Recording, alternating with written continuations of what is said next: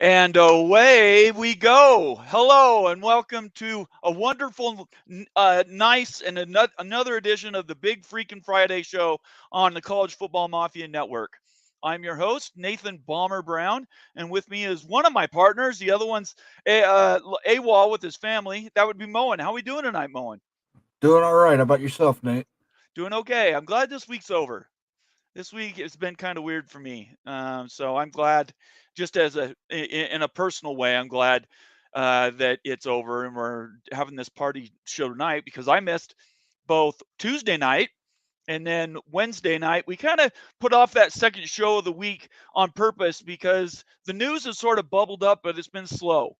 And we want to make sure we're bringing you guys the best quality possible. And sometimes that means we don't always do that second show during the week. So I want to thank everybody. I got a bunch of well wishes for not being here on Tuesday, and I really appreciate everybody for doing that. So thanks a lot, and thanks for joining us tonight on Big Freakin Friday. Really quick, as we get going in here, make sure you're subscribing to the channel. Make sure you're following us on Twitter. Make sure you're subscribing on YouTube. Really big deal about making sure that you're hitting that subscribe button and then all your notifications on Twitter and on YouTube, so you know both when we're tweeting news and on news, and also when we're talking about broadcasting these shows. So it's a really big deal, and we appreciate everybody for that does that. Moen, why don't you tell everybody kind of how the memberships work? At the bottom of the YouTube chat, you can become a member. Member benefits include special emojis in chat.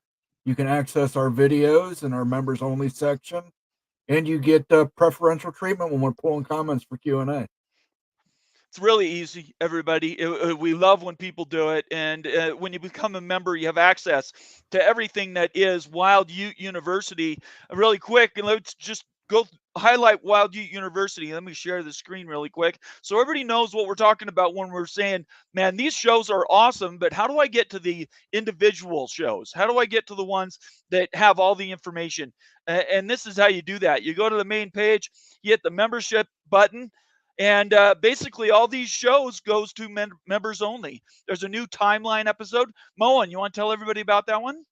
Yeah, Timeline's an alternate reality series. In this episode, the Pacific Powerhouse, we asked the question, what could have been had the Pac-12 added Texas, Texas Tech, Oklahoma, and Oklahoma State when they had the opportunity to do so? Yeah, and these Timeline videos, guys, are what if, right? And kind of it has Moen slant on it. Obviously, it's an opinion show, but he takes facts, figures, puts it together, and tries to do a projection. They're really entertaining, and those are for members. Also, Wild Ute University. The latest two are the UConn and Syracuse. How do they line up with everybody else in the Big 12? Would they be good fits? That was a very confrontational, and we got a lot of active comments on that one because there's some things put in there that are like shocking. I think anybody who watches the video, make sure you leave a comment on it and tell us how you feel about the conclusions that were put in there. But Wild Ute spends a ton of time doing the research, and that video is fantastic. And then another one is this Virginia Tech to the Big 12. Is that going to happen? We have a Coos Corner video. Do we have a new Coos Corner video coming? Moen, have we talked to Justin in a minute? I haven't talked to him recently. Okay, we need to follow up with him. I know he likes doing those. We also have a North Carolina State, and then Timeline, and then they just keep going and going. These are all videos that are available on the members tab, on the membership tab on the Big 12 Mafia, College Football Mafia main page. All right. We've talked about members. We've talked about everything that we do to service you guys as fans. And this is a personal plea. We're looking for more feedback from you guys. We have an amazing fan base, really active membership. Tell us what we're doing good. Tell us what we're doing bad. Give us ideas, things that we could increase production on the show, or things that maybe you think is maybe we shouldn't cover anymore. We are a year in, and we're constantly trying to stretch and do more things. And we want to make sure we're hitting those high marks for you. So please hit Moen, hit me, hit Wild Ute up with DMs on Twitter, and let us know, or leave the comments in the video section. And just let us know how we're doing, because we really want to do more for you. And I want to make sure everybody knows that that is available. If you have a big idea, you don't have to do it on the show. You can just send us a message and we can talk about it offline. All right, let's get some shout outs. We're here on an early Friday evening, which is turning out to be, we're almost quite the summer. In Utah, it was over 90 today, and it's getting warm. So we appreciate everybody being here on Friday night.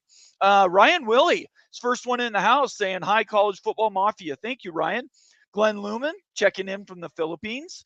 Rock Chalk, been very active on Twitter. How you doing, Rock Chalk? Rock Chalk says there's ACC fans that still saying they'll get a new media deal and raid Big 12 schools. Moen. How do you feel about that? I've still got a chance with Selena Gomez then, I guess, We're just going to put fantasy out there into reality. Right. And that comment basically goes to the fact that here on our channel, we really believe that Florida State and more than likely Clemson are both leaving the the ACC. And when that happens, it's going to undercut the ACC current standing, and we don't think they can keep their media value. And then you have a cascade of events there. We also had news this week out in North Carolina that, I think they're starting to get it in their heads. Maybe the Wolfpack backpack is just not going to happen, and they're going to have to come up with a different way to take care of their different schools. So we'll talk about that a little bit later in the show. But that news this week, little shocking, considering people have sort of put it in the bag that they're going to be there for them. Let's see here. Buckshot Kid. Oh, hey, at the College Football Mafia. Thank you very much, Buckshot Kid. Daniel Kopcha, another member. All these are members, by the way. More fun with Moen, Bomber, and our finance guru, the Wild Ute. Wild Ute's out tonight. He's got family stuff for this weekend. So we very faithfully cut him loose on a Friday night. I told him he could make his family famous and they could call into the show, but I don't think that's going to happen. Mark Bowman says Flugar serenaded us with a rendition of Country Roads yesterday. Will you guys be singing for us tonight? Mark, you're trying to tease me. I don't know. Greg gets super chats to sing. We might have to have a couple super chats before we'll break out the old pipes. I mean, I'll put out a challenge. If somebody does like oh man, I better be careful. I might have to have a couple more zombie dusts. If it's a song that I know, like if it's an 80s song that I'm really good with, 70s song, and I know the words, I might be able to sing a stanza or two. But it's going to take quite a big donation on a super chat to make that happen. I'm not going to do that just for like $2 or something. We'll have to talk about it.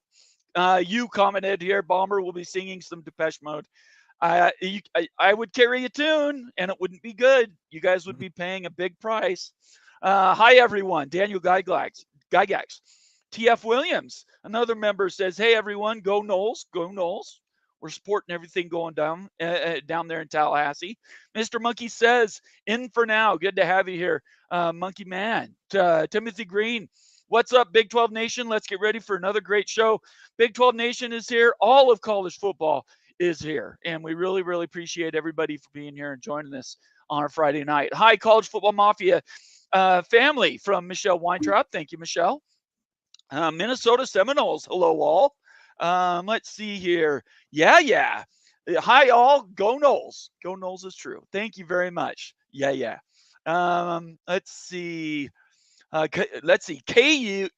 KEZU. Is that, am I saying that right? Ready for a good show tonight as usual. How do you say that, Moen? KEZU. Thank you. FSU and Clemson to the big. Marcus Williams. You know that's where we're at, Marcus. Fatal Jedi 2672. Good afternoon, guys. Thank you very much, Fatal. Laura Weiss. Hi, y'all. It's a bunch of cacti. Texas Tech checking in. And then we have our first super chat of the night. Marcus Williams, thank you again. Who's also a member, by the way. Moen, go blue. Love you, brother. All in fun. We have a sounder for him. Be nice. Thank you for the super chat. I'm not saying that, though. I know you're not. I did. Let's see. JB's over Aces. Heisenberg. Good to have you here, JB's. Clay Johnson. Johansson says, go blue. Another one you won't say. Kyle Visser. Is that a real stash, Guido? Yeah, what's the outfit tonight, Moen? I'm going with Walter White tonight. Well, wow, that's a callback. Walter Wright. That's very good. Um, you gonna tell everybody who that is? I think everybody in America knows who Walter White is. Heisenberg, Yeah, main character from Breaking Bad. yeah. Which is just all of a sudden found life again. I don't know what's happened, but people are starting to watch that show again. It's pretty crazy. DP, another local Clemsonite here. Hey, guys and gals. Good to have you here, DP. Appreciate your interaction on Twitter, DP. Put in some time and energy into long, thoughtful posts on Twitter, and we back you up, man. Thank you very much for being here. Ty Kev, one of our moderators on our Discord channel, is he the one who knocks? Is that the guy who knocks? Okay. I am the one who knocks. You're the one who knocks. Illini Ted says, good evening, all. Sky says, Bomber, I think it would be neat if you look at the media contracts of each conference and estimate what percentage of that contract each team in the conference contributes to it. Okay, Sky, for one, I think that's a wonderful thing. I think it's a good idea. If you will do me a favor and send that, or if you're on Twitter, just leave it in the comment section. We'll flag your reply. But if you're on Twitter, send that as an idea to Ute, and we'll go through and we'll do that. I think it's a great idea. Well, we did a little bit of that at the beginning of when we very first started last year. I want to say it was April or May. We did something because we were talking about what BYU's value was to the Big 12 at that time and how that had increased their latest contract. But we haven't done it for the rest of college football. I think it's a wonderful study. It would probably take some time, but send me send me a DM on Twitter and I'll take it from there. But I'm not writing it down right now. And Mo, and I don't know how fast you can write, but if you want to take that down as a note, I'm happy to go to Ute and see what we can do with it. I'll put it up here. All right, very good. Let's see here. Scott Trader says, I will be so happy when we actually talk real football on the field because all this alignment discussion, and I would say realignment discussion, is hard to listen to anymore. Scott, we're with you, right? We actually thought this would be wrapped up. We thought Florida State would have settled earlier, but the ACC is now dragging this thing out. Clemson, whatever happens with North Carolina, I still believe we're going to see something before August 14th. But unfortunately, I think at least we got a few more, maybe 6 weeks of this. Maybe to the, 6 weeks would put us second to last week in July. That's when fall camp starts. So hopefully we're talking football because, I think everybody's getting a little tired of it. Moen, what do you think about that before I move on? August 2nd, the Big Ten Network will have Oregon football, Washington football, USC football, UCLA football. There we go. History from those schools. I am going to be watching Big Ten Network heavy this offseason. That's fantastic. Waiting for August. And I think it's going to be huge because you got all these new schools, right? I mean, it's really going to be exciting, I think. Big Ten Network, boy, that's the banner channel, I think. I think it's much better than the ESPN coverage of the SEC. But that's just my opinion. This is what Sky's thinking. OSU contributes whatever percent to the big media contract. USC, Indiana. That's what 50%. That calculation. Ohio State contributes at least 50. It's going to be big. It's the biggest in the country. Jeff Woodworth, Moen, the fifth Blues brother. Yeah, that could work. No. There were two Blues brothers. I don't want to hear this alternate reality where John Goodman was a Blues brother. Oh, brother. Yeah. Or Jim Belushi was a Blues brother. No. But the Bears, brother. All Jake right. Millwood. Don in Kansas says, no singing law. Yeah, I agree with you, Don. I don't want to sing. Dan Miter, another member, says, funny, Jeff. Let's see. We're getting down to the end here of comments. DP. We're going to finish with this one from Jeff Woodworth. Speaking of Breaking Bad, which school has the most meth, Mizzou or Arkansas? I don't have an opinion on that, Mo. Who has the most meth between those two? Oh boy! You know what? I almost might say it might be an Ivy League school with the way those kids have to study. They got to stay up all night. So yeah, that's true. All it is speed. So yeah, it's possible. I don't have an answer to that, Jeff. Everybody else is going to have to answer that for you. Let's see here. Illini Ted, in U of I land, they released a new initiative to raise more money by redoing the seating sections for football and men's and women's basketball starting 2025. Big 12's doing that too, Illini, Ted. Champaign's a great college town. It Oh, really is. yeah, Illinois they've always had good basketball there. Always. Illinois and Indiana. I grew up watching Big Ten basketball on ESPN. It was fantastic. Indiana playing Michigan, the Fab Five. I mean, I love it. It was fantastic basketball. And so, yeah, I would like the Big Ten to get back to where they were. All of college basketball is much better when the Big Ten is really engaged, and you can go top to bottom with 18 teams. That would be cool. All right. And last one from Laura Weiss. Don't go into Arkansas with Texas plates. Okay. All right. We're not gonna go with the border war anymore. I appreciate everybody being here. Friday night, Big Freakin Friday. We want to have this really fun. I want everybody to be interacting with us. If you want to come on the show, I'm just going to give an open invite. We'd love to do an open mic night. We've got the time, we've got news to cover, but really getting you guys more involved is really what we're out for. So if somebody would put their hand up and they want to join the show, just say, hey, give me the link. I'll post the link and you guys can jump on and talk to Moen and I for a little bit. We have another super chat here from Marcus Williams. $2 says Iowa has the most M3 meth. Trust me. It's okay. Iowa. I didn't know that. That's probably correct, actually, because there's certain components for meth that you find a lot in Iowa. So okay. All right. I will take your word for it. All right, let's get to some news. Thank you very much for the super chat, Marcus. Thank you very much. All right, here we go. First one, we're just going to go headlines, right? This week's been filled with headlines. Yeah, the big ones, realignment, ACC, lawsuits, counter lawsuits, Florida, Florida State, Clemson, even North Carolina news this week. But there was some other stuff I want to get to and get everybody's opinion. So kind of interact with us here, everybody, and tell us what you think about this. This is one of the headlines I grabbed. NCAA officials mulling change to allow on-field corporate sponsorships. I think that actually was passed.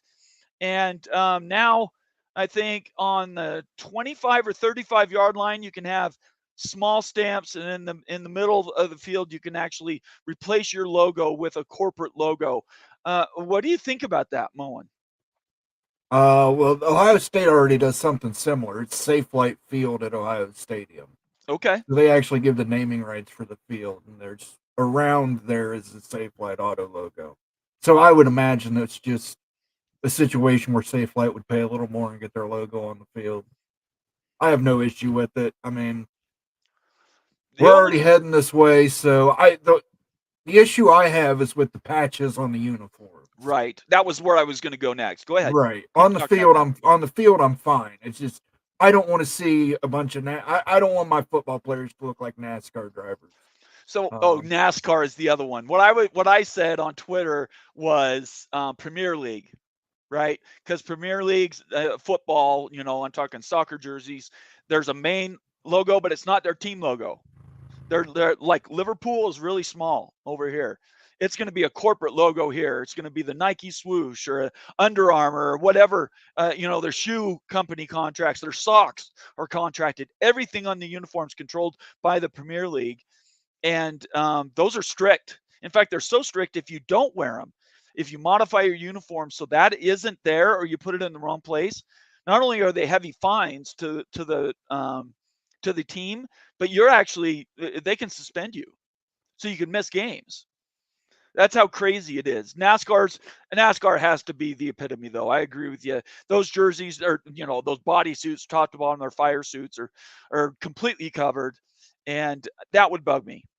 That would bug me as a viewer. I guess let's ask, can we do a quick poll, maybe a 2-minute poll? Just ask everybody, how do they feel about jersey logos? Let's say, would you be okay with 2+ logos on your school's jersey? Well, we'll just do yay or nay. Okay, that's cool. Yeah, let's do that. While you do that, I'm going to put up this Marcus Williams super chat, another one for $2. Thank you, Marcus. You already did this one. We already did that one. I'm good. I'm glad I got it. That's good. Okay, so you're going to put that out there. Do you want those logos on or not? That's basically what you're asking. Yeah, if you're okay with corporate logos, I mean, obviously, if you're an Adidas school or a Nike school or an Under Armour school, I completely get having those tiny, tiny, tiny embroidered Right. logos on your jerseys. It's just, Right. I don't want 15 logos cover. I don't want it to look like Idiocracy where it's, logos all over the clothes. Yeah, I think some of these comments, and I'm just doing this while you're putting that together. Jeff Woodworth says already have shoe brand logos getting bigger and bigger on jerseys. That's true. That's true. Yeah, I don't mind a little one. I don't want a huge one. Let's see here. Mustard Monkey says logos are the least of what's wrong. Well, that's Well, true too. Can't argue with that.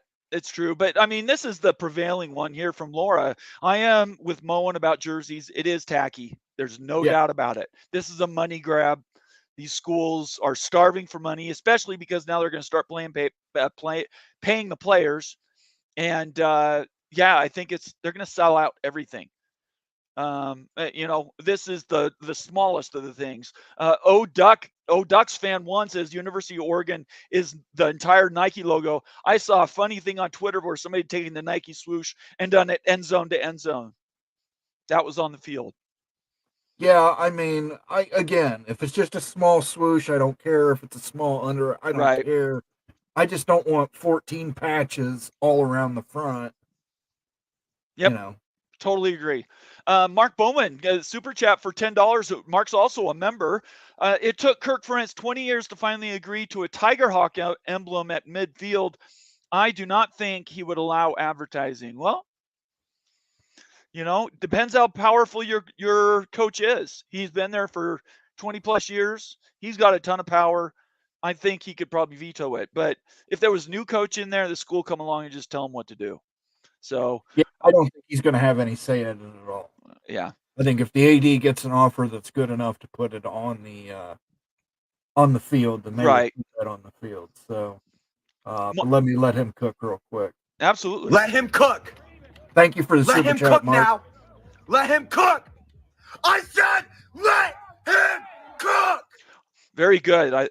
That sounder will never get old, by the way. Thanks again, Mark. Really appreciate it. Movie Time Blues. It checks in, says ads on the field are okay. It's just turf. Uniforms, no way. So where are we at? We've been about 3 minutes on that. Yeah, it's overwhelming. I'll end the poll. It's 2/3 are against it. Okay. 1/3 are for it. Okay. I think you just there's a balance. You just have to find a balance for logos, both on the field and on the jerseys. Daniel Gygax says calling it now a Tudor's Biscuit sponsorship at Mountaineer Field. I'm not a West Virginia fan, but I'm not sure how that would come across. I don't even know what Tudor's Biscuit is. Yeah, I don't know. Maybe he's making that up. Maybe it's just an example. Thanks again. Appreciate everybody engaging in that. Let's see. Where Daniel Kopchak coming out of left field saying if BYU versus Ohio State for the Natty, who wins? It's not even a question. Ohio State would lose, obviously. Yeah, that's true. All that talent and 5 stars. Yeah, no. Hey, look, I'm willing to be patient. BYU football is going to take some time. It was 3 to 5 years. We knew it from the beginning. So everybody's itching for it to be better, but I don't think that's going to happen. All right, let's move to our next news item. Let me bring it up here. ACC viewership share. So this is a slide that was put together by Wild Ute, and he posted it, took it out of his short video, and posted it on Twitter, and started the discussion talking about the shares for these schools, and this open question of if they say Clemson and Florida State leave tomorrow, they would conceivably be taking almost 35% of the media value to schools, and there's 15 schools. So you lose 35% just if you're going by viewership share. Now there's a side discussion about, well, if they're gone, then those other schools obviously are going to get spread around. They're going to have more viewership share, but it's a zero-sum game because Clemson and Florida State have fans that are just going to walk away. They're not going to be in the ACC anymore. So you can't take that viewership number and just dump it into the ACC. What you'll get is the remainder ACC people who don't look like they're really supporting their schools. You took out Clemson, Florida State, Miami, and Louisville. I mean, you could even, let's just stay Louisville with 8%. My gosh, you're over 50% on 4 schools. And there's 15 schools in the conference. So what do you think about this, Moen? Yeah, the top is supporting the bottom. I mean, but the problem is they signed a terrible media deal. That works in other conferences. It works in the SEC. It works in the Big Ten. It works, and the Big 12 is more of a parity conference now than anything. It is. Else. It is. There's so many even parts, but I mean, the ACC, it can't work that way anymore because they have a terrible, terrible media deal. And unless they can renegotiate that media deal, these top schools have to get out. So I do want to spend some time on this. I want to drill down on it. Keep your comments coming. Moen and I are watching those comments, but I want this to be open-ended here for a few minutes because it really makes a difference. You'll see people with arguments on Twitter that take facts out of context, and they just cut them off like with a pair of scissors, and then they take some glue, they cut them out, and then put them on a new white sheet of paper, and they say, I am moving these over here, and it's wholesale. And it doesn't work that way. You have people that are tied to universities, they're not watching conferences generally. So if you take out those top 2 to 4 schools, that value is more than 50%. So now you're going to be at a conference that has the same number of people it did before, minus those 4 schools, we'll call them viewers.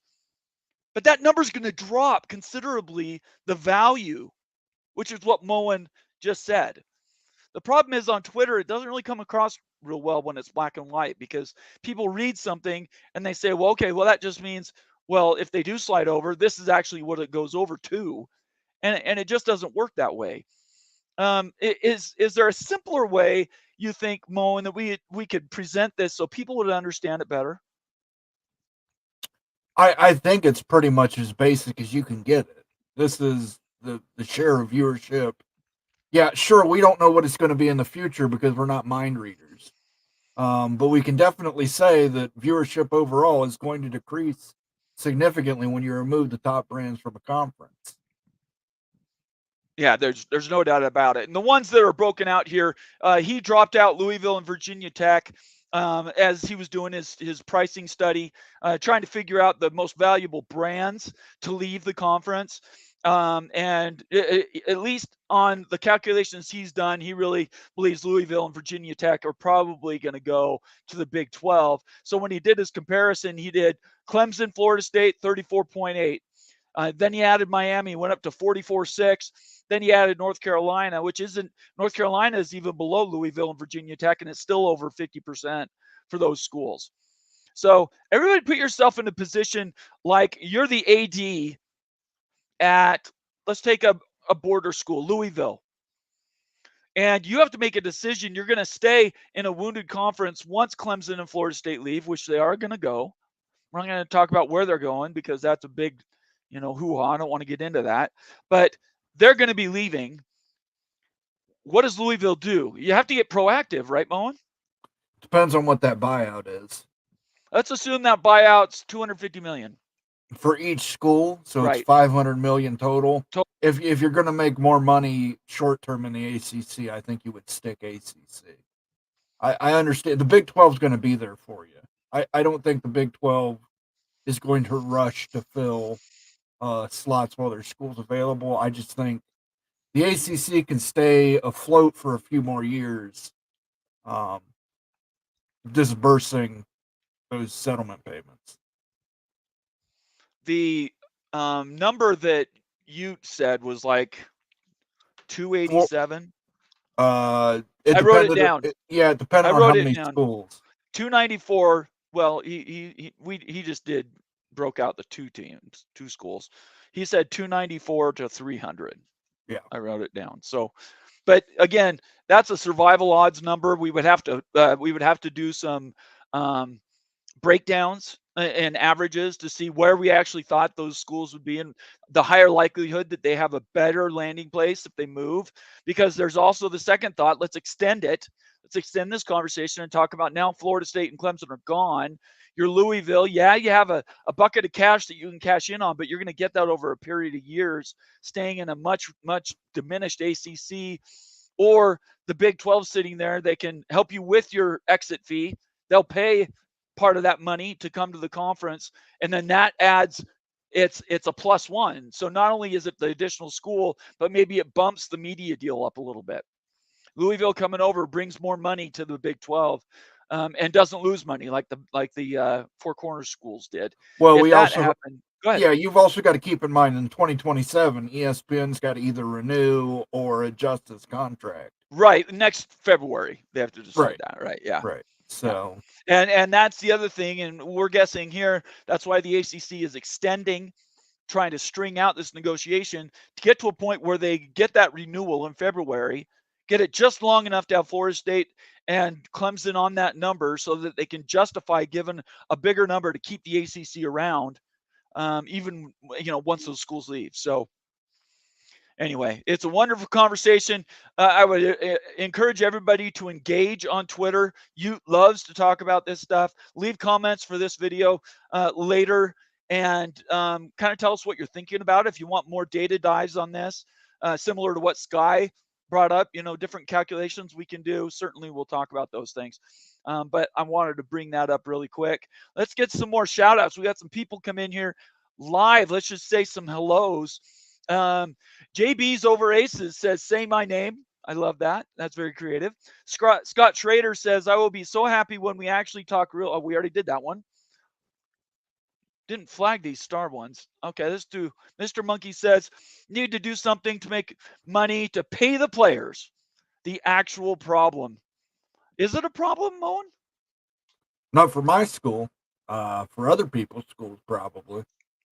I think everything comes in bits and pieces, and there's a scale. I think there's some schools that are going to absolutely struggle. There's nothing they can do. They don't have the brand value. We're not going to talk tonight about who those schools may be, but they're just not going to get enough money from their boosters to stay relevant in that regard for their athletic programs. And not now, but I'm guessing 2030, 2031, next media deals, that's when the consolidation is going to continue to squeeze. And now you're going to have conferences that are actually going to start dropping some schools, at least for football. Let's see here. Nick Loughran says Iowa State would have a power company logo on our field, Alliance Energy Field. Okay. If they're going to write you a check for $1 million, why not? Shonsky coming in saying, yeah, but Bomber, there's a ton of fans like me that watch games all day long, betting on them. I watch all conferences. Okay. But Sean, do you think you're the exception or the rule? I think that rules, as far as I'm concerned, Shonsky, because I do the same thing. I love it. That's great. I appreciate that, Moen. Thank you. Let's see here. Jeff Woodworth again says, I love money. Thank you, Jeff. Dan Miter says, I wonder how Notre Dame's media partners feel knowing they losing membership in their 5 ACC games. Moen, want to go on a Notre Dame rant for a second? Sure. Notre Dame's media partners don't care because they've got the home games. Now they're going to care when they lose those home games that include Florida State and Clemson, and Notre Dame is playing conference home games in a much weaker conference. But NBC seems to be happy with what they've got. More power to them. As far as I'm concerned, Notre Dame is just a fluffer for Big Ten content on Saturday nights. So fluff on, Notre Dame.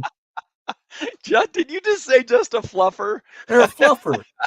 That's what they are. That's hilarious. Notre Dame is fluffing for Big Ten Saturday night. Man, we're going to get into that later. I'm sure somebody's going to call us on that. I don't want to hear. I got to get a hold of four horsemen. We got to get them back on the show. I love those guys. All right, let's get to some more comments. Let's see here. Mr. Ed Wayner checking in.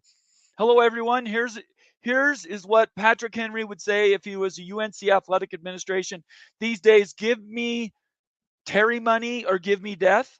Ceremony. Okay, and you want to explain what that means? Yeah, well, Patrick Henry was a revolutionary. I know, no, not that Okay, part. The end okay. of it. He's Ceremony. basically saying that the Wolfpack backpack would Okay. separate and they would just pay North Carolina State off. I want to make sure I read it right. That's all. No big deal. I knew you knew that. I was making a joke. Yeah. Yeah. It's all right. I don't mind having those things. All right. We got another one here. Let me get this link so we can share it with everybody. All right, moving right along with the news. I think we've gone through the most common comments. Let me do that. All right. Next news item. Let me post the link for this so everybody can get to it. This was an article on the Tampa Bay Times. Everybody knows Tampa Bay Times, and they're covering wall to wall. It's Matt Baker. Let's see. Yeah, Matt Baker, Tampa Bay Times. And I posted the link to the article. Everybody go to that, and you can follow along. This title of this article is ACC asks Florida Appeals Court to review legal loss to FSU. A Leon County judge committed a judicial foul, the conference argues. So it took me like probably 8 hours to figure out what was going on here. Did you dive into this, Moan? Because I can go through it if you didn't. Yeah, basically what they're saying is the Florida State judge did not have the right to proceed the case in Florida, and they've asked for a stay, which is basically what Florida State has done in North Carolina already. So, crisscross applesauce, that's what this is. You did it to us, we're doing it to you. They believe they have the right of trial in North Carolina because they filed first. Florida State judge said, no, you didn't, but he didn't provide enough case law for it. And the ACC is saying, oh, you didn't provide enough case law for it. That's a judicial foul. We should have this overturned, and we should just hear this in North Carolina. The funny thing is, it's this race to file, right? It was a race to the courthouse, and the ACC pre-sued. Florida State hadn't left, and yet they sued him for potentially leaving. And they filed in North Carolina first, trying to get ahead because there's some judicial tricks in there that say the first to file is the area that the lawsuit's probably going to be continued through, and the other lawsuit would follow along and use the previous one as guidance. Doug Rohan, I listened to a couple shows he did this week. He's really busy. I couldn't get him on. But he said that while that's a very valid strategy, it's a legal strategy, and normally that is something that they would follow the judicial, pro forma. The first would be the first, and the second would refer to it. Nowadays, he's saying this judge, he's taking a bit of an activist role, and he's saying, no, I'm not just going to follow that, because even though there's law that is out there for this, I have this other law that says the exact opposite. So he's basically, he lifted the stay, or is that what he did? Let me see. Let's just read through this. I want to make sure I get the legal language positive. We'll just read through this here a little bit. Matt Baker, Tampa Bay Times. The ACC has asked the Florida Appeals Court to review its recent legal loss to Florida State. An issue is whether FSU's lawsuit against the ACC conference should proceed in Tallahassee, while the ACC's suit against the school proceeds in North Carolina, going at the exact same time. The Leon County Circuit Court ruled it should. The ACC, unsurprisingly, disagreed and formally asked Florida's District Court of Appeal to overturn that ruling on Wednesday. That happened Wednesday. In this high-profile lawsuit over the interpretation of college sports contracts, the trial court committed a judicial foul. That's what the ACC is doing. They're making an argument that the judge basically made a mistake in his ruling. It says, to the ACC, the judicial foul centers on who sued whom first. I just said that. The ACC's case in this case is in North Carolina. Was filed the day before Florida State filed in Leon County in the state of Florida. Generally, and this is what I was trying to say and didn't, generally the second suit is paused until the first one is resolved. So they filed an appeal. And I can't remember let me see if there's a date on here. I want to make sure we're covering to see if there's a date for when now. Nope, there's no date. So hopefully, I'm guessing it's going to be within the next month. We're going to have a filing, and that judicial appeal will be done Then we'll find out what the next step is. Regardless, Doug, and this is the thing we want to really hold to, is Doug said, we're not talking about any time from a legal perspective, this suit being settled. We're talking months. Could be a year. Could be a year and a half.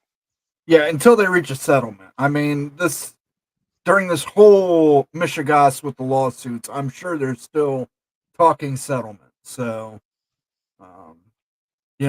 eventually they're going to arrive on a settlement that both people are at least happy with, and hopefully this will all go away. But we have to see. The most important thing is whether or not Florida State actually withdraws from the ACC before August 15th, I believe. Yeah, 15th or 14th. Yeah. And that again is just another legal maneuver. They have to hit that date if they want to actually get out and play some football 2 years after.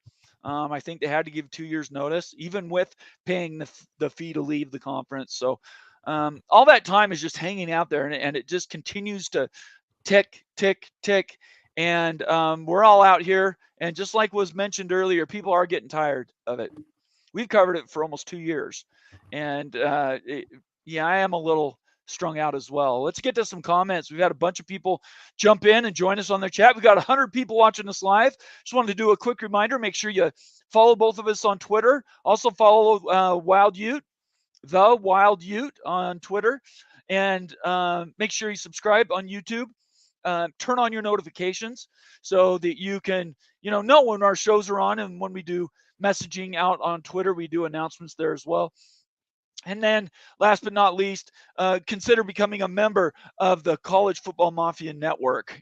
Those benefits, on top of us preferring your comments in the comment section, we also you have access to Wild Ute University and all the other videos in our members section. All right, let's get to some more comments as we're going through here.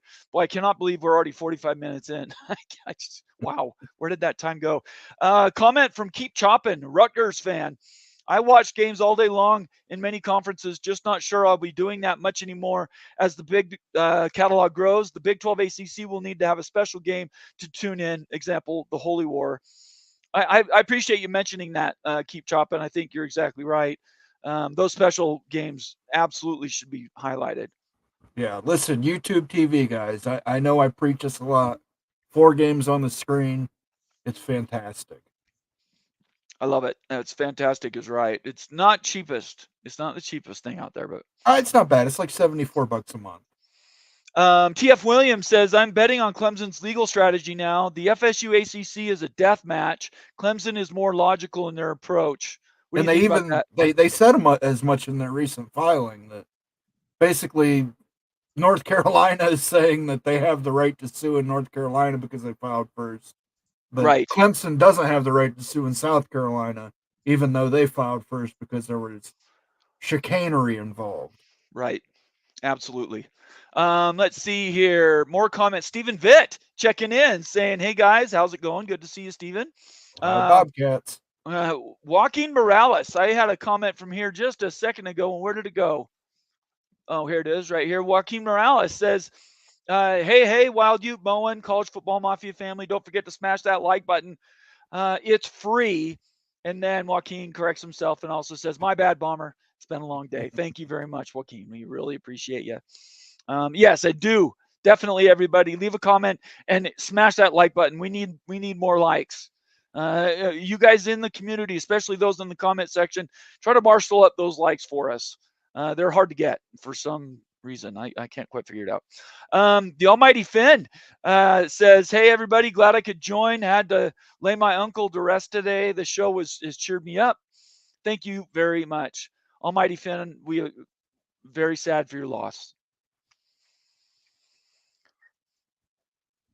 Yeah, I'm very sorry for your loss, Almighty Finn. I talked to Greg, so I will let you know. I'm sorry I forgot. It's just this week's been the Memorial Tournament here in Ohio, and I've worked it every day. So, but I took care of that thing that we talked about the other day.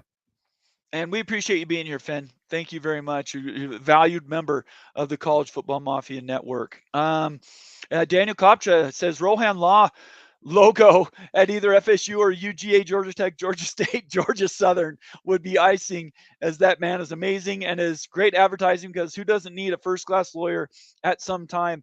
I don't know if everybody caught it, but he was on ESPN today. Really? I didn't catch it. I don't watch ESPN though. Yeah, he's big time now. He's next level. So don't forget the little people, Doug. We can say we had him here first, right? We were like right. the third show we ever did, and he's been on a few. A very, very good friend of the show, and wish nothing but success to Doug Rohan and Rohan Law Services in Georgia. Let's see here. Tony Lawson says Notre Dame is playing 4 G5 opponents this year. What do you think about that, Mona Vision? Yeah.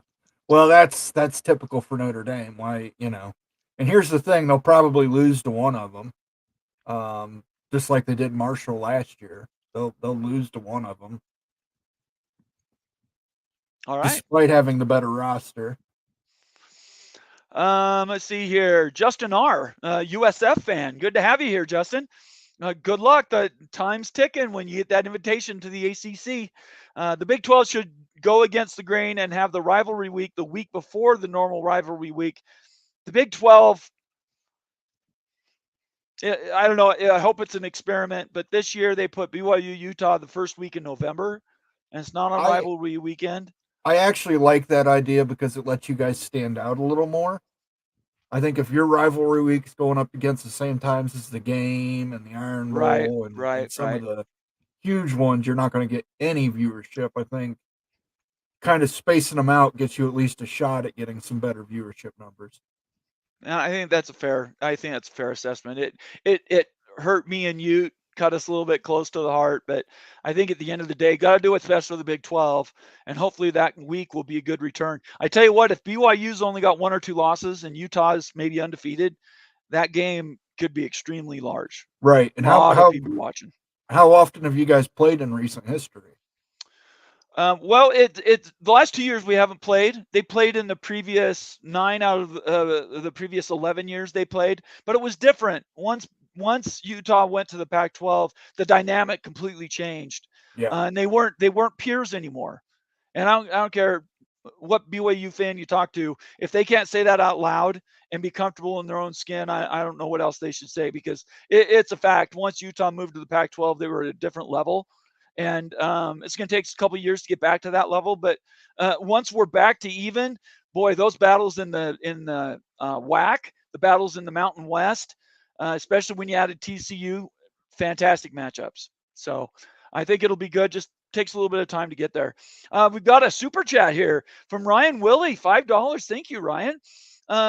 With what's going on in North Carolina, looks more likely that UNC, NC State are a package deal. All right, are we back to this now? Ryan, once I found out what you did, you are the evilest of badgers. What did he do? He made Greg sing. Oh, you did? So that's close to a war crime right there, Ryan. So, yeah, I don't know if UNC. I still believe in Wolfpack backpack. I think NC State is following UNC wherever it goes. I think North Carolina is valuable enough to warrant that, even if it's just getting North Carolina State at a partial share. I don't believe in North Carolina, Moni. I completely disagree with Moen. I know. Completely disagree, but that's okay. We love each other very much. But like brothers argue. And at the end of the day, what's going to carry this is if the University of North Carolina can talk the North Carolina State into a conference that isn't the ACC or the Big 12. And I just don't think they have that much pull. In fact, I think North Carolina, we thought, had a lot more value than they do today. They're going down. When we first started talking North Carolina last summer, everybody had North Carolina at the very top, even on top of Florida State and Clemson. And now I think as we've broken down the data, not so much. Their basketball brand is out of this world, right? But again, football brings it down, and then you have the politics on top of it. So Ryan, I appreciate your super chat. I just completely disagree. I don't think there's any way that North Carolina State gets into the Big Ten or the SEC, but time will tell. Well, and probably quite shortly. I think we're going to probably find out this summer. Yeah, Hopefully. let me play his laugh for you. Yeah, go ahead. Oh, That evilest of Badger laughs. I love it. Thanks for being here, Ryan. It's good to see you. DP, again, that Clemson fan we have out hanging out there. We appreciate it, DP. UNC and NC State both have solid wrestling programs. The SEC isn't into wrestling. I know the Big Ten's big into wrestling, right? Yeah, Iowa? It's the biggest conference in terms of wrestling. Right. Iowa, Minnesota, Ohio State, Penn State, huge brands. And Bomber just spit his gum out. I did. So, I did. I have clean shorts. All right. Let's see here. Illini Ted says North Carolina doesn't have that much pull, but it's the state worth enough to do a 2-for-1. I think the SEC thinks it is. Okay, well, we'll find out. We will absolutely find out. All right. Join in the show. Just in time for me to go grab a beer and take a leak. So, okay, yeah, go ahead. Thanks, Sergeant Pickles. You go ahead. Go ahead. How we doing? I saw Mosenberg hanging out there. It's quite the outfit he's got on. He looks good. He looks good. Evidently, Breaking Bad is having a moment for some reason. I don't know what it is, but I saw him all over Twitter today for some reason. I'm glad you could be here. Your family's doing okay? Kids are all right? Yeah, family's good. Was able to take a slight break from the kiddos, hang out with you fine folks. So if I hop off momentarily, don't take it personally, but my kids are more important. We are going through comments and news, so this is the perfect time for you to join us. We have another super chat from Cleveland Rocks. Cleveland Rocks in the house. Good to see you, man. $5 super chat says, nice way to start the weekend listening to your takes. Also, it was great to see Immaculate this week. Is he back on a regular basis again? No, he's not. That's an invitation. It'll be one-off shows. And obviously, I'd love to have him back. He did a great job on Tuesday night. And, covering for me, essentially. And we appreciate having him on, but that's going to be a infrequent occurrence. It's not going to happen like once a week or anything like that. He's doing really well on Twitter right now anyway. Immaculate's racking up his interactions on Twitter. He doesn't need us. Okay, so I'm going to give you a couple of headlines. You tell me what you think about. In fact, I'm just going to pop up a new one. All right. We're going to talk about this five-star Missouri QB commit. Matt Zoller signed an NIL deal. So he's a high school football player, and he's still in high school or maybe just graduated, and he just signed an NIL deal. The reason I brought this up is because, this guy just graduated in the state of Florida. Their legislature just passed a law that says they can pay down to the sophomore year in high school, NIL, to go to your high school. What do you think about that? I think this is kind of we've been pushing the guardrails as far as they can go, and in some ways there are no guardrails anymore. I understand the purpose behind this because you can't legally stop. I don't know if there's some age limitation where they have to be 18, but this is just unlimited spending, just throwing money at people. And unfortunately, I bet you a lot of these going forward will have stipulations attached from these schools.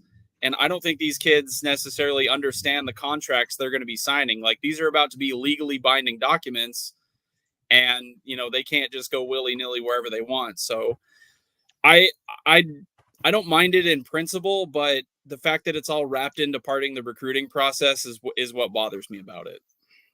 Moen, what do you think about this? Now, this kid's just graduated, so this NIL deal for him isn't that big of a deal, but there was that law that was passed in the state of Florida that high schoolers are now getting NIL. What do you think about that?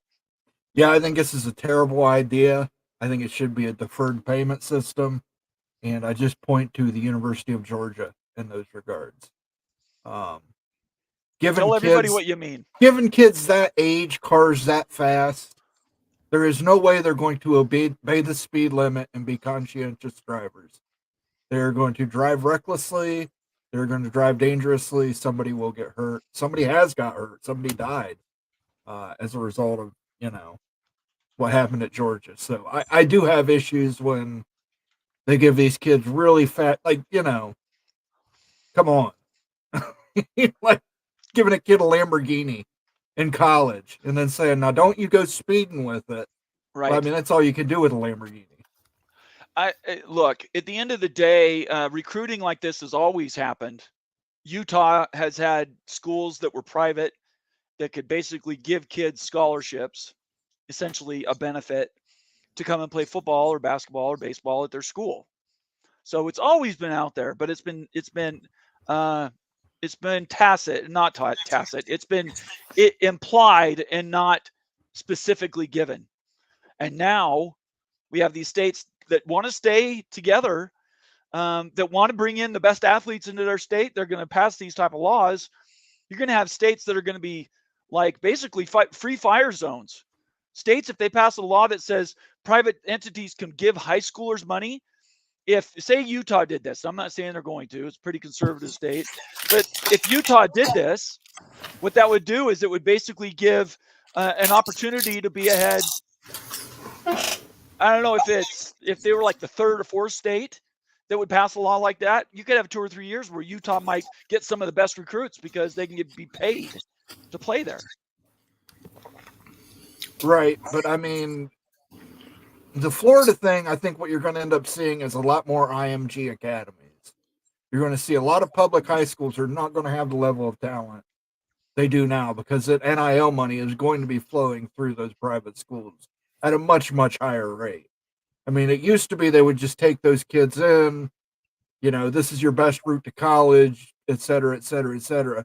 Now it's going to be not only is it your best route to college, somebody is paying your way in and paying us a little on the side to get you in. Okay. Really quick, I want to welcome everybody that's just joined the show. We're right at an hour. We appreciate everybody being here. Make sure you follow us all on Twitter. Make sure you subscribe and turn on your notifications and give us a thumbs up if you think about it. And then while you're here and you're legally able to do it, and you're not going to be driving later, our drinking game tonight is Georgia Tech or Syracuse. If you hear either of those, take a swig. That's what our Big Freakin Friday is. I don't drink, but this is something we do for Moen and Ute. Crippling alcoholism, so we have to do this for him. I just wanted to get that out there so everybody knew what our drinking game was all about. All right.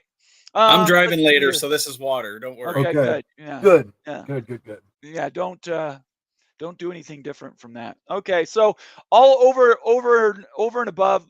Can we do another poll, Moen? Should high schoolers get NIL money? Is that okay? Yeah. Okay. All right. So let's get to some comments. We're just going through, and man, we are firing through some amazing comments tonight. I appreciate everybody for being here. Wild on a Big Freakin Friday. Morris Simmons, another member, says, we already have some of the best athletes in the country. We have a lot of other conferences coming into Florida for years. Yeah. I mean, already Florida's at the top, and then they add this NIL thing. It's going to be like high school farming, basically.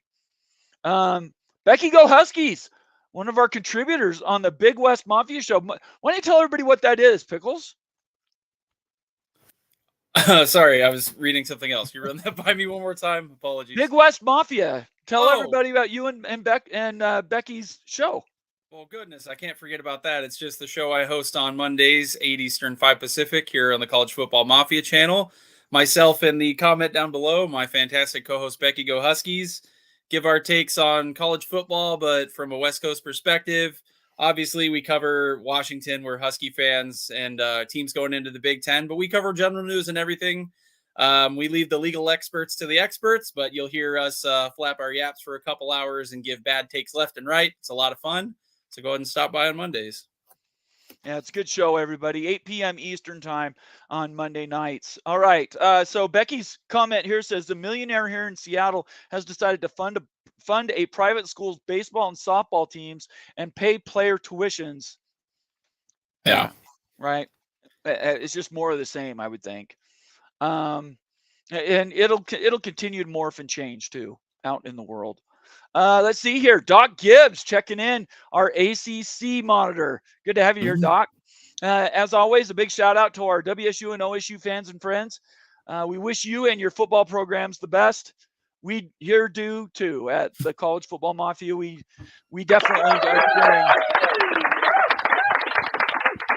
definitely are cheering for Washington State and Oregon State, and we think they're going to get in the ACC once Florida State and Clemson leave. So thank you, Doc. Appreciate the comment.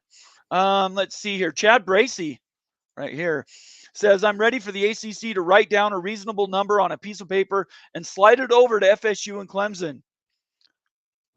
Thoughts? I mean, behind the scenes, I'm sure that kind of thing's happening. I know it probably happened with Oregon and Washington, but it's obviously more complicated than that. It's a lot of people crunching numbers, and then they have to ask the network. The network has the final thumbs up, thumbs down because they have to provide the money. So I wouldn't be surprised if there's a number that's already out there. And, maybe Florida State and Clemson have secretly agreed to it, but I think until they know they're finally free of the ACC, they're going to keep their options open, even if the Big Ten is the likely destination. Moen, you want to add anything to that? Well, everybody's got a different view on what reasonable is. My version of reasonable might not be your version of reasonable. That's fair. That's why you have mediators. That's why you have courts to settle those things, right?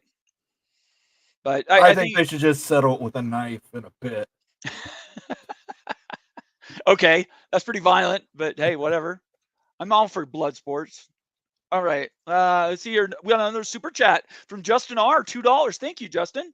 Who played in the Boca Bowl last season? Thank you, Justin. Pickles, who played in the Boca Bowl? I have no idea. You've lost me on this one. I don't know either. This is an inside South joke. Florida and Syracuse. Oh, okay. Oh. South Florida and Syracuse. Soon to be ACC mates. Who knows? The missed opportunity not putting Syracuse in the Citrus Bowl or the Orange Bowl. They've been in the Orange before, haven't they? I'm not sure. They may have. Yeah, I don't know. Somebody has to into look that that up.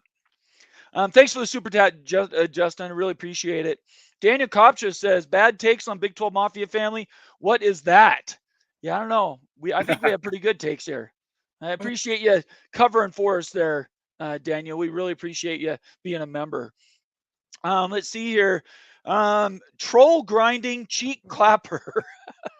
He was on Tuesday. He was here on Tuesday. Okay, Yeah. I still need a Cal backpack idea.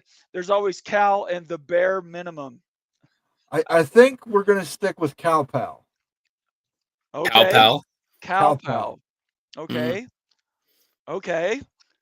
I'm not sure. I don't even know what that means. You guys got. We were trying to come up with an idea for California being a backpack for. Oh, I got you. Okay. I call them the burdensome bears. Okay. Yeah. Well, yeah, those all sound fine. Appreciate your comment. Thanks for being here. Friends call me Sean. Another member says Rohan Law logo on Doak Campbell. Yeah, we were talking about logos on fields and on uniforms. Pickles, what's your opinion on that? I mean, we already have certain amounts of branding and stuff. For example, the field at Husky Stadium has the Alaska Airlines stuff. But Right. it feels like it's, how during bowl season where you see the sponsorships plastered everywhere, it's going to turn into NASCAR for certain teams who really need the money. And I'm going to resent it. If it's distracting, then that's one thing. But if it's something that just kind of bleeds into the background, I guess we'll all get over it in the end. You want to add anything to that, Mon? No, I think I already covered this. Okay. Yeah, we did it in great detail. I appreciate your opinion, though, Pickles. Yep. Thank you. The Big Lubbock NFL model Super League coming in 2034 when the House lawsuit is paid. 60 teams. I could see that. No Super League. I could see that.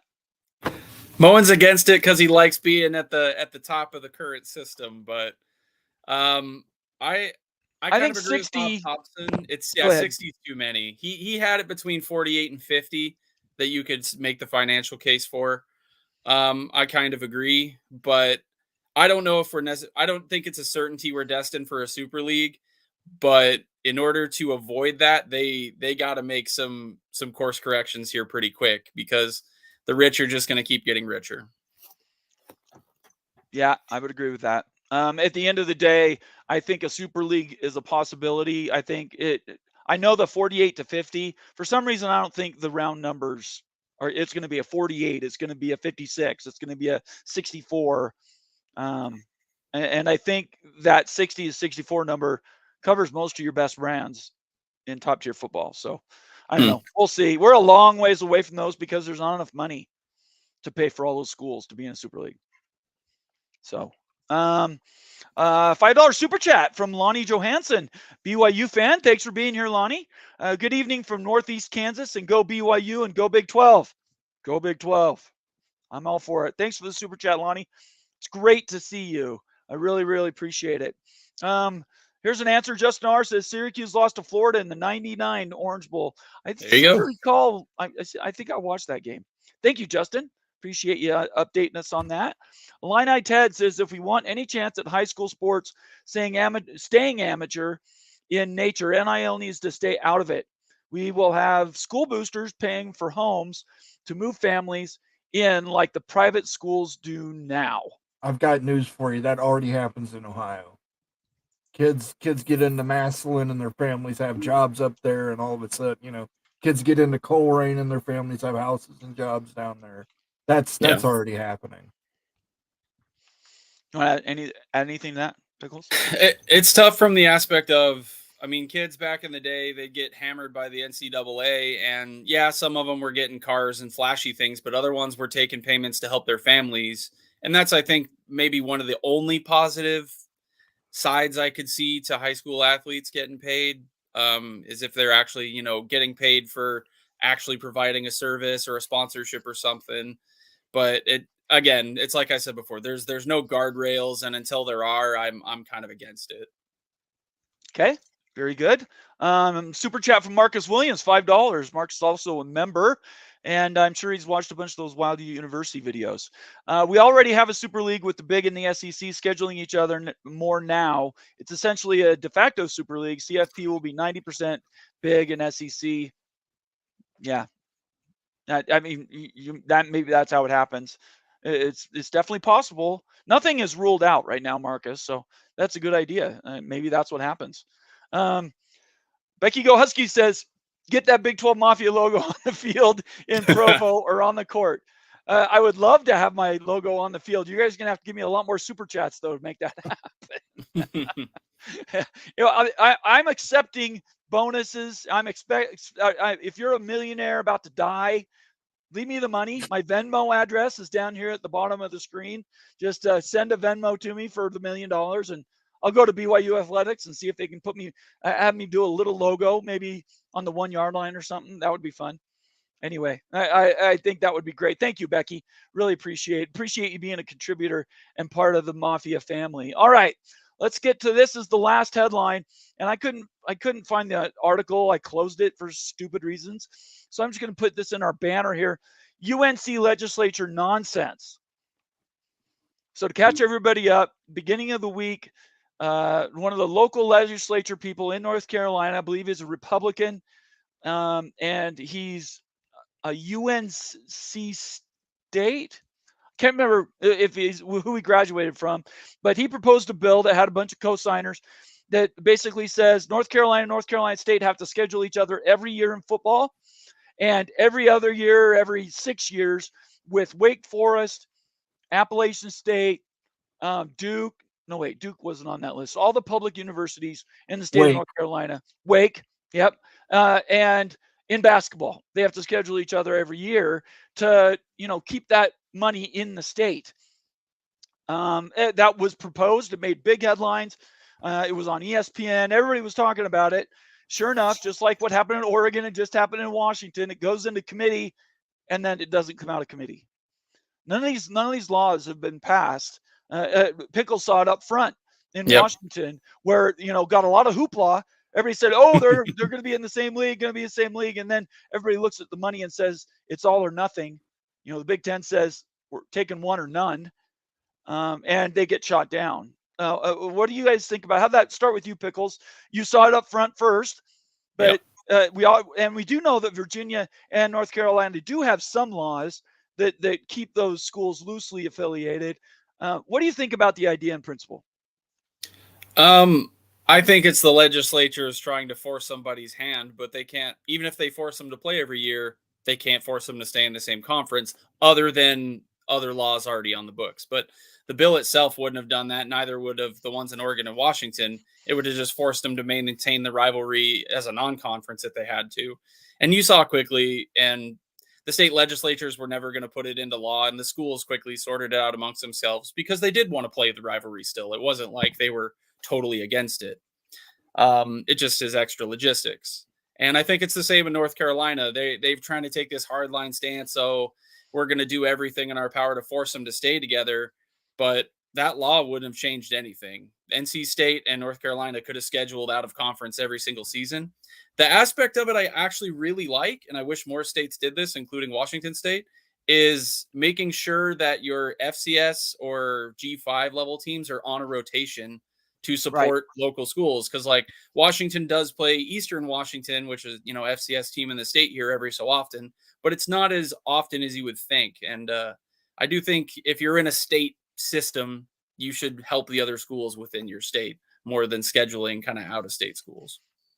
I love it. Mo, and you've been a proponent of this, even going to the Big Ten level. You're saying no relegation, no kicking out Purdue, no kicking out Illinois, or any other school, Minnesota, not kicking them out of the Big Ten, which is basically the relegation part of it. But what do you think about this law and this idea of legislating this all together? I think it's a good idea to protect smaller universities within the state. Ohio State every year plays a smaller in-state school because that one game is usually enough to fund the entire budget of that athletic department for the year. So I don't have a problem with them protecting Appalachian State or, to an extent, Wake Forest, even though their enrollment's like 2,000 people. Right. But protecting small in-state schools, Charlotte, I know was another one that was protected. I don't have an issue with that, but I mean, this seemed to me to be more of a move to put even more pressure on the Wolfpack backpack, maintaining the Wolfpack backpack. North Carolina State and UNC. Doc Gibbs and it follows right along with what you guys were saying. This has nothing to do with the Board of Governors having authority over letting UNC leave or North Carolina State leave. Yes. Yeah. It is about sending a message, though. I think the messaging is all it was. I don't think there was ever an intent to get this thing passed. Once it got into committee, it was immediately dismissed. So it got the banner headline for 24 hours, and then it went away. So it had its effect. Everybody reacted to it. But at the end of the day, the ruling of whether those schools stay together or are able to separate, that's a separate question. This is just about scheduling. Thank you, Doc. I appreciate you making sure we keep that on task. Let's see here. None. Another member says, great job, guys. Go blue. Moen, a lot of go blues in here. I know. It doesn't say. Where's Expedition Greg? Where's Jared Jones? Where is Jared Jones? You guys need to get in here and represent, man. You got no love for the Michigan people amongst me and Moen these days. I'm going to put the link. If you guys want to join the show for a few minutes, we can talk about whatever you want to talk about. I'm going to post that link right here in the comment section. Just click on that. Follow the connection. You don't have to turn the camera on. We can just talk to you on the audio. But I invite you to join the show. We got some time tonight, so let's try to get some talk back. Also, we're working on possibly being able to incorporate a Google Voice number like Greg Flugar does on Peek Around the Corner. I think I now know how to make that happen. So we're going to do some testing, and maybe in the coming week, we might be able to have people just have regular phone call-ins. That could be some fun. But none, I appreciate you being here, man. Good to see you. Let's see here. Let me get to some more comments. So click on that link if you want to join the show in the comment section. Oh, my heavens. Daniel Gygax, $10 super chat says donating to help the BYU Shield logo fund. Thank you. Now just 990,990.01. There we go. From getting it done. I appreciate the donation. I want to put a call out to everybody. I've had some people bug me on Twitter about getting the NCAA game. Getting the EA football game. Sorry, what is it? It's called the EA College Football 25. Thank you. It has nothing to do with the NCAA. And we don't want to give them any props. Yeah, we don't want to get that was a misspeak on my part. If you guys want me to play that game, I'm happy to play it, but somebody's gonna have to buy the system and buy the game for me. I'm just being open and honest. I have people telling me they want me in their league. And I will put in the time to play. I used to be a video game nut, so I'm willing to do that. But somebody's gonna have to come along and help me get the system and the game itself. I'm just putting it out there. You don't have to get it for me. I'm saying, but if you do want me that bad, that's what it's gonna take. Thank you, Daniel. I appreciate the donation. Make sure it doesn't come out of the logo sponsorship fund. I'll make sure. Yeah, I'll make sure. You can actually send it to me in Venmo. That's probably the easiest way to do it. Just give me the money, and that way it doesn't run through the stupid YouTube collector. Marcus Williams, $5 super chat, says outside of football, the PU, Minnesota. So that would be Penn State or Purdue. Oh, I'm Purdue, guessing. Illinois, and Minnesota, maybe Indiana. Iowa bring value to the Big Ten. It's a family at the end of the day. Go Blue. Hail to the victors. Moen, you're getting killed here. Right? What do you want me to say? Go Bucks. I mean, yeah, I don't know. We've had our asses handed to us for 3 years in a row. I can't say shit. Yeah, I can't either. I love Michigan fans because they come in force and they back up their fandom. I love that. Lee Smith says it's ECU, App State, and Charlotte. Thank you. Yeah. Wake and Duke are private. There you go. Thanks for clearing that up for us. I did see some reports on, that put Tobacco Road as a catch-all for all those schools. Obviously, they're not all in the same conference now. And so there's already some things that are input there. But the conference itself, yeah, there's just so much to do in North Carolina. It's crazy. Thank you, Lee. I appreciate the comment. The Almighty Finn says, don't kick out Illinois. That's my favorite basketball team. Okay, well, I'm not kicking them out. So that probably won't happen. You're probably going to be okay, Finn. Antoine Codes, another one of our members, says the Arizona schools have to schedule at Northern Arizona University on a rotating basis. I actually knew that. Did you guys know that? I did not. Yeah, I knew I didn't that. know it for a fact, but it makes sense. Yeah, they do it in basketball. I think it's baseball, football, and then the women's sports, I believe. Thank you, Antoine. Appreciate it. Troll grinding cheek clapper. North Carolina showing its last great idea came from the Wright brothers.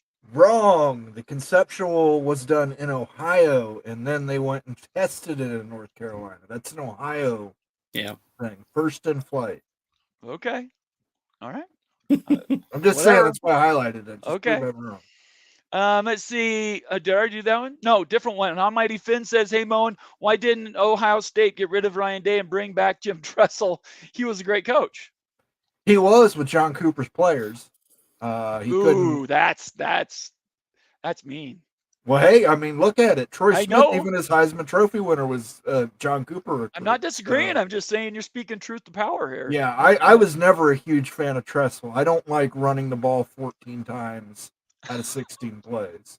So let's throw the ball a little bit. But yeah, if Ryan Day doesn't win something this year, if he doesn't beat the school up north or win a national championship or advance to a national championship, he's probably out the door. So,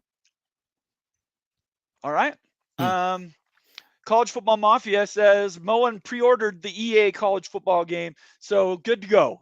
He's excited about playing. I'm an Xbox guy, so it's an Xbox, you know.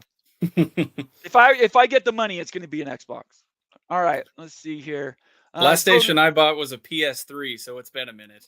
Yeah, that I haven't bought a well over 10 years. Yeah.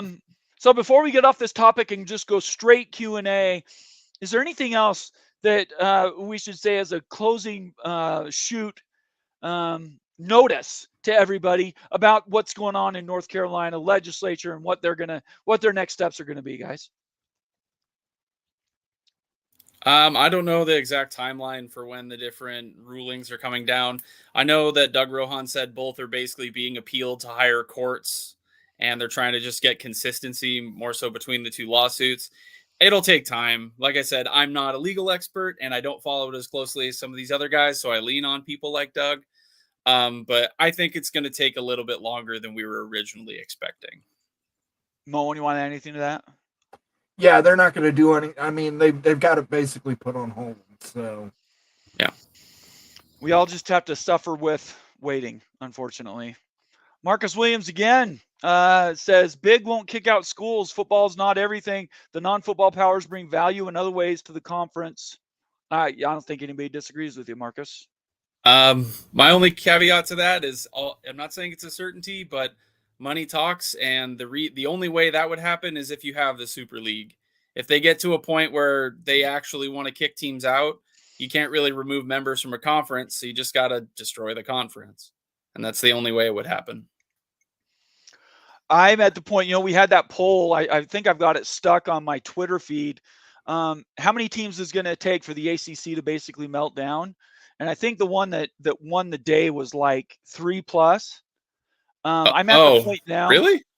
Yeah, I'm at the point now. I think it's actually 2+. So we're saying total collapse. The ACC doesn't exist, or what are we defining as? It ceases to be a power conference. 3 or more. Okay, you're staying with 3 or more. Okay. Yeah, because if they just lose 2, you can kind of manage that. Depending on the 2. Moen, what happened with our poll? 56% were against high school players getting NIL. 43-4.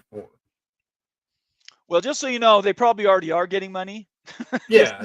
This is just now more official. They're trying to legalize it because it's under the table, bagmen and all that fun stuff. But it's definitely interesting. There's no doubt about it. All right, we're an hour and a half in. We've got 123 people watching us on a busy Friday night. Make sure you follow us all on Twitter. Make sure you follow the Wild Ute on Twitter. Consider becoming a member of the College Football Mafia Network and get to those special videos that we create, Wild Ute University, timeline, everything else. And we appreciate everybody being here. Give us a thumbs up. Make sure you subscribe and turn on your notifications. All right, we're going to jump right into Q&A. Let me bring up my favorite banner. And I have got this, and I love leaving this up because the world famous Big 12 Mafia, College Football Mafia Q&A. And I'm going to actually, let me edit that really quick. I'm going to just take and go College Football Mafia because I used that for the other show. I want to save it. We'll stick with it. All right, here we go. So we're just going to jump through. We're going to do a power cycle through some of these comments. You guys keep marking them, Moen and Pickles, and we'll go from there. $2 super chat from Chris. $2 says FSU is cancer. Buyer beware if you add them. Wow. That's strong. What do you guys think about that? Bring it on. Possibly a Miami fan. That's my only thought. I've always liked Florida State and Miami, but I'm out of state, so I can do whatever I want.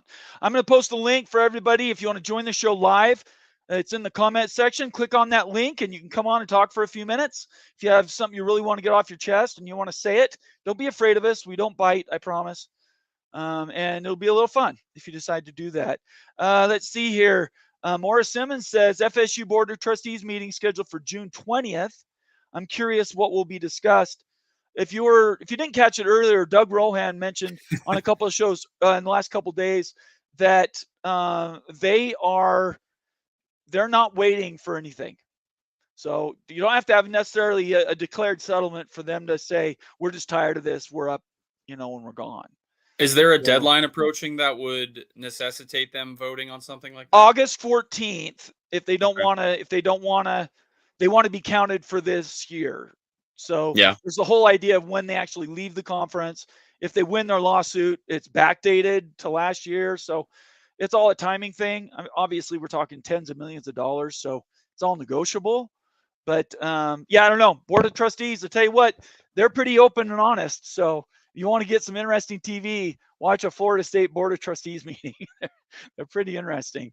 Let's see here. Dan Miter says, Moen, if Ohio State fires Day, who would be your next coaching candidate? Urban Meyer. Back again. And they would bring him back 100%. Oh, no. Don't do it. I think that's awesome. I love it. What do you think, Pickles? Good luck, I guess. He's undefeated against Michigan. That's what matters. So, man, you might be undefeated a year or two, but there will be about that many lawsuits in that span of time. So, good luck. As long as we get 2 wins over Michigan, I'll take the lawsuits. Your guys' priorities are crazy. No. They're right on. you know what? I don't care. Doesn't bother me at all. He didn't hurt me, right? So Yeah. I don't. Yeah, he's got a tumor in his brain. You know, any moment it could pop. So if he wants to take on the stress and the wife that's kind of a lunatic and all that comes with it, Urban Meyer can win football games. So Oh, he's I a wouldn't heck of have a a ball problem with it. coach. It's just everything else about him. Yeah, I personally wouldn't have any issue with it. I think it's all winning. That's all that matters. Marcus Williams, another super chat, $10, says there's more money in educational research funding than football. The BTAA is way too important to jeopardize for football money. It's a drop in the bucket compared to educational and research money. So Marcus, you're conflating some different items. Nobody disagrees that there's more research money. You know, the grants and everything else is in the tens of millions, hundreds of millions of dollars. Nobody's arguing that sports is worth more, at least not here. I know there are people on Twitter that have done it. I know that people have been talking about it for 2 years now, but they're conflating these ideas. Realignment by itself is an athletic choice. Yeah. You're basing it on your athletics. Now, your research and all that other stuff is like a qualifier, maybe for the Big Ten, it's a qualifier, AAU and stuff. But realignment's not about the educational dollars, and conflating and pushing them together, making them carry more value than the other, really muddies the waters. There's some people that out on Twitter that we know that do that. We really don't talk about them on the show, but that's not what we do here. And you're a member, and you've watched Wild Ute University's comparison videos. The way he breaks down the formulas that we've built to show these compare and contrast ideas, that's what we've tried to do to take the guesswork out of how these realignment decisions are made.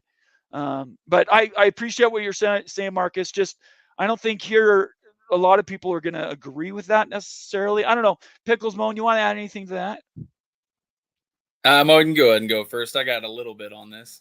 Yeah, I mean, he's right. Everybody contributes in their own way. It's just like that old Ray Stevens song, "Everybody's beautiful in their own way." That's, Indiana might be ugly on the football field, but they're beautiful in their own way. And well, they're a basketball brand, so they're a basketball brand. Yeah. Well, they claim to be a basketball brand, but they do provide a lot of cancer research. So, yeah. As someone who had to basically sell my school to the Big Ten for a year as a fan and try and argue with people about why Washington deserved to be in the Big Ten. And I got told by countless people, Washington is never going. They're garbage. They don't bring enough value, blah, blah, blah. And all I learned through all of that is, yes, there is the Big Ten Academic Alliance is huge in that conference, but every conference cares about research because it makes money. They're different piles of money. And to be considered a candidate, for a conference, you have to bring something in both. You can bring a lot in this one and a little in this one, but you better bring both. Oregon is not necessarily a great academic school by Big Ten standards, but they bring something, and their football is obviously where they're leaning on their value.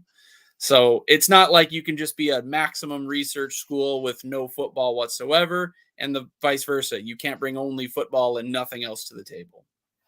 And he followed it up with this other message. And Marcus, we thank you so much for being here tonight, man. Love engaging with you. Can't kick you out Purdue. They're a top engineering school. Nobody here is saying the Big Ten's going to kick out anybody. Yeah. Washington got added, and they're a top 5 in the Big Ten academic as far as their research spending. It's in the billions of dollars. Yeah, we're not condoning that at all. Yeah, but my point is, even that only got them a half share as far as football. So it's not like one equals the other. They're separate. Moen, you got some help. Expedition Greg checks in. Hey, come on, guys. Everyone. We've got so many people saying GB here in chat tonight. He needs some help, Expedition Greg. Moen's looking for support. There's a bunch of Go Bucks. There's some Go Blue here tonight that he's getting frustrated with. Moen, tell us about these gifted memberships, brother. Yeah, we gifted 5 memberships to the community. The Big Lubbock, Terry Kane, Jan Holt, Dallas Marquez, Adam Anteberos. I'm sure I butchered that name. I'm an asshole. You guys now have memberships to the College Football Mafia. You now have access to the emotes in the chat, Wild Ute University membership only videos, and preferred comment status in the chat as well. Let me bring that back up really quick so everybody knows, if you get a gifted membership, we really recommend you pay it forward and maybe give some other people memberships so they also can watch those special videos that we have in the video locker. They're out there. They're for members. And I would just encourage everybody, if you get a membership, pass it on, pay it forward, and give somebody else one. Appreciate Moen for putting those out there. Thanks a lot, Moen, for doing that. All right, we'll take that off and we'll go to, I want to make sure, I just had one flagged. There's quite a few rolling through. I know. Morris Simmons says FSU has research as well, and we have the largest mag lab in the world. Okay. Very cool. Yeah, it is cool. Yeah, for sure. Jared Jones, wow, they're coming out, Moen. They heard your call. Everybody from Ohio State's finally checking in. Jared, you're joining. Moen was about to kill himself here a little bit ago. There's so many Michigan fans in the chat. So you're going to have to help him out, buoy him up, make him feel good about being a member of Ohio State football. Jared Jones says, pumped to have Washington in the Big Ten. I need to do this sailgating thing I've been hearing so much about. It is amazing. Have you ever done it, Pickles? I haven't, to be honest. And I've plenty of friends and family. I've been down to the docks with the boats, but I've never actually ridden across myself. So I have to admit that that's on my Husky bingo card that I haven't crossed off yet. But if any Big Ten fans are wanting a taste of it, it sounds like Northwestern. You can go sit at their high school stadium on the water there and get a feel for it. It's pretty amazing. I've never been in the sailboats. I've seen them from the stands. Yep. And you can still go around the docks cool. and everything. It's an awesome time. We got another super. Good to see you, Jared, by the way. I was just teasing you about Ohio State and Moen. Marcus Williams' final word says, oh, and one more, go blue. Love the show. So Michigan is winning right now in our poll tonight for active fan bases. Let's do a bunch of sounders. We went through a bunch of super chats and gifts there. Moen, why don't you pick a few sounders? Shit, I don't even know. Like, I can't even tell you that. Like, you know, like, if I... We're gonna play football. Yippee! That's about my favorite. Oh, hot, hot, hot, hot, hot, hot, hot, hot, hot, hot. You done? You want to do another one? I can do Greg. We haven't done a Greg one yet. Do it. We love. Greg Flugar, peek around the corner. The OG of Realignment social media. Let's jump to some more comments here. This is fun. I love Q&A. Sooner in Texas. Why does anyone think of football conferences in terms of academics? Let's just lump the Ivy League along with Duke, Stanford, and a few other teams into a conference. What are the TV ratings for that? Great question, Sooner in Texas. Not impossible. The pure fact is that what you're saying is true, but that doesn't mean they don't have these collaborations, right? The Big Ten Alliance, for instance, is huge. The Pac-12 had one. I'm not sure what happened with that one. That's now just Stanford and Cal probably. So yeah, again, I would just ask everybody to sort of bifurcate your brain and don't let people out on Twitter give you these beautiful charts. We all know who does this. Beautiful charts that combine all these numbers and make them, they sort of mash them all together and say, this is the end product. Because that's not what we do here. We give you the fact. You can make up your own mind by telling you right now, Realignment is not about academics. And I know that hurts a lot of people because a lot of people that care about academics. I think that's cool, but it's not what it's about. You guys want to say anything else about that? Yeah, I mean, same as I've said before. The academics and sports, like, they're both important. They are separate, but it's not like one can make up for the other. You have to have value in both. And that's, I guess, the Ivy League thing. They don't necessarily bring any sports value at all. And obviously their research is off the charts, but they don't bring sports value. So Stanford and Duke, they bring awesome research value, but they bring some sports value. So they're worth something. Yep, absolutely right. Moen, you want to say anything else? Cultural fits. You got to have cultural fits, yes. Washington is a cultural fit in the Big Ten. No doubt about it. Stanford is not. I'm going to claim this, but multiple Big Ten fans essentially told me Washington is the most Big Ten, non-Big Ten school before all of this started. Yeah, that kind of makes sense. It is. That's why I said at the very beginning, when USC left, I told anybody who would listen that Washington would never never staying in the Pac-12 without USC. No. I knew they were gone. They would even consider probably going independent before they would just be left behind by USC. It wasn't going to be the Big 12, despite what some thought. No, it was nice. It was fun it was a fun thought exercise. It was for fun. months. It wasn't me talking down on the Big 12, but I'm just like, no, that's not No. the kind of place they see themselves. There is definitely an air of supremacy, and we're so smart at Washington. And sometimes it's deserved, sometimes it's not, but they want to be with other smart people schools. Mark Bowman, another super chat for $5. Mark's also a member of the community. We appreciate you, Mark. I just have to razz Pickles and Becky a bit because Iowa hired UW's women's gymnastics coach, Jen Llewellyn, from them. Yeah, that just happened recently. If I'm not mistaken, she's even a Washington State native, so I don't know if it was just a unwillingness to pay her, or maybe she, she's concerned about the travel, but she'll be at Iowa, so the travel's, relatively the same in that sense. I don't know. I'm not sure the reasons why. We also lost one of our star softball players, went to transfer to Oklahoma State, and softball is one of the big programs here. It's the one that actually, they spend good money on, and they're well supported. So it's disappointing to see. There have been some gains. Like, I think the basketball team is going to be massively improved, but there's some losses also. And the portal giveth and taketh away. It does for everybody. Jared Jones says, appreciate you, Bomber. I appreciate you too, Jared. I love you guys. All the Big Ten fans that have been part of our community from the jump. You guys are awesome, and we really, really appreciate you. Let's see here. Conundrum checking in says, I'm dating my old self. Do kids even use piggy banks anymore? They've all got Venmos. My 3-year-old son has my Pikachu piggy bank. I kept it and gave it to him. So he still has that. I love it. That's a great comment. Yep. Thank you, Conundrum. None checking back in says, Moen, what number of schools do you think the Big ends up at when all is said and done? 24. Yep. I knew he was going to say that. All is said and done in 15 years? I think even quicker than that. Okay, so what's the horizon? 5 to 10 years. Okay. My hot take, Moen, is that once Notre Dame goes, the Big Ten's done. Whatever number that is. A blackjack conference, 21? Well, no, they'll bring someone like Stanford or some other partner with them. But if Notre Dame is just out of the blue, Notre Dame's 19 and 20, that's it.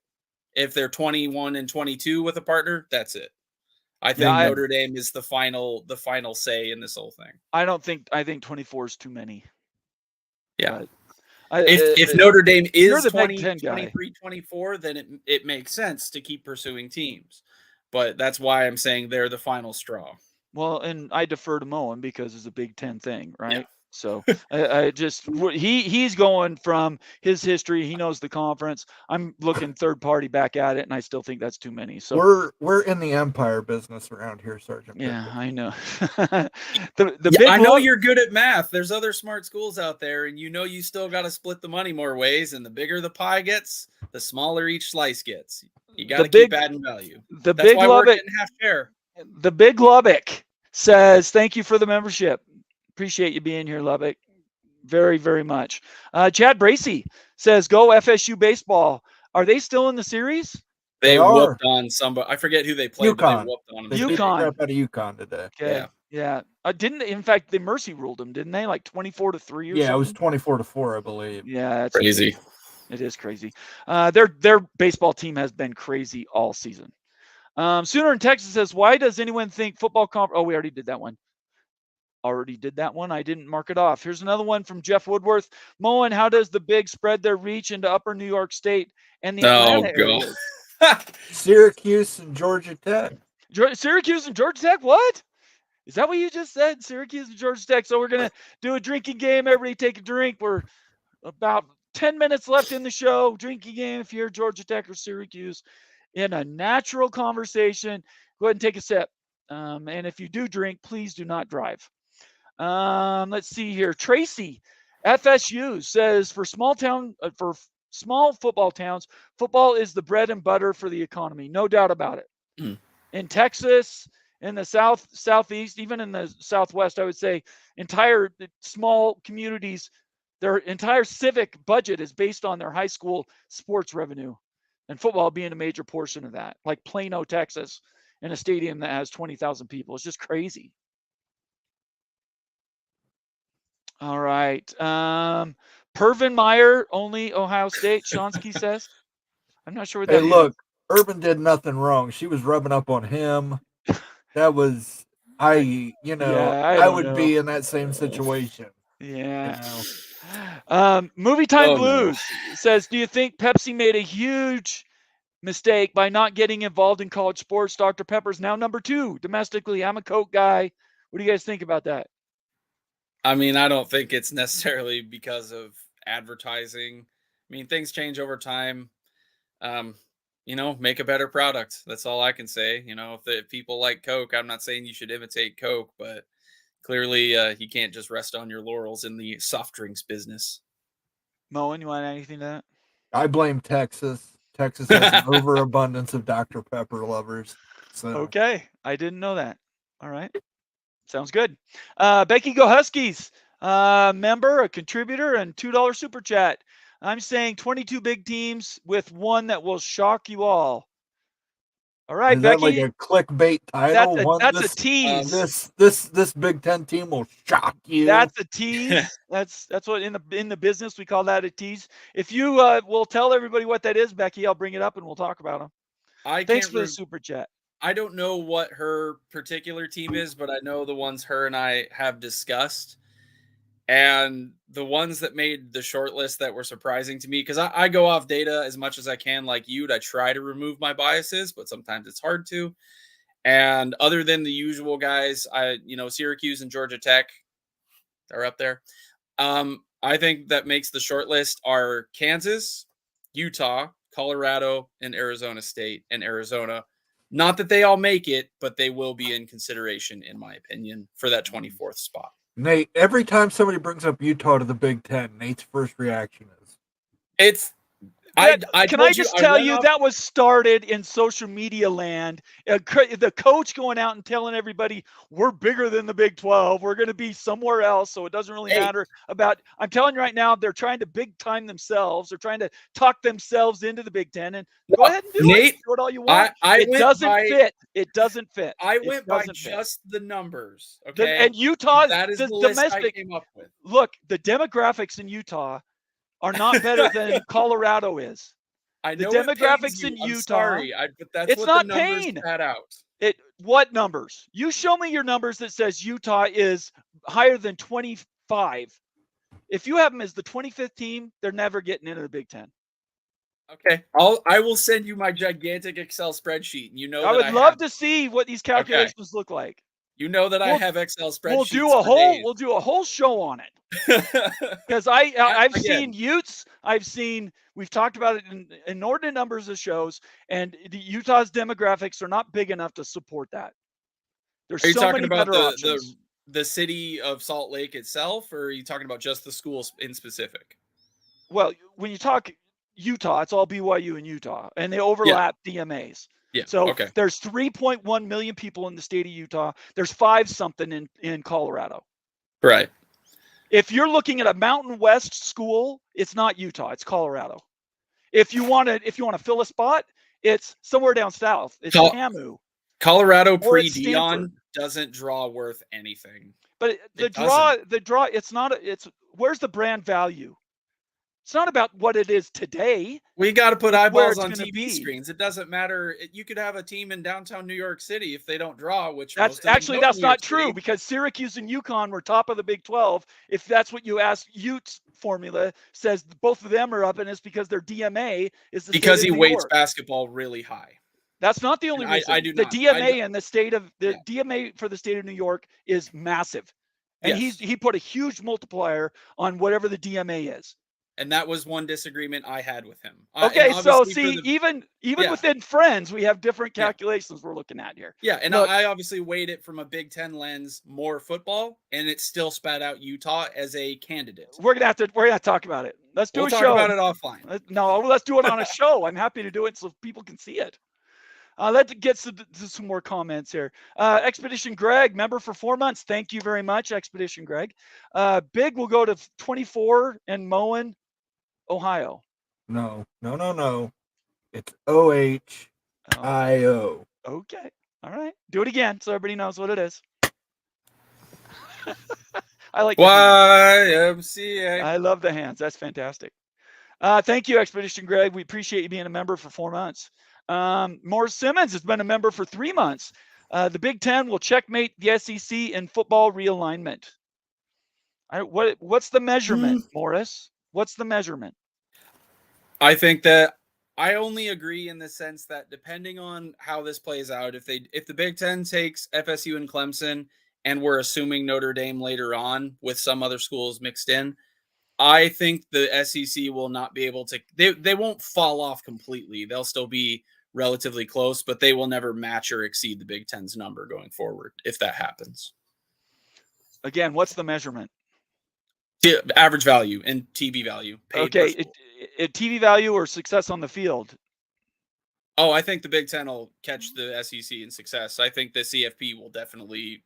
It doesn't favor the old system where the SEC gets all these, kind of benefit of the doubt eye test stuff, which I've disagreed with for years. Okay.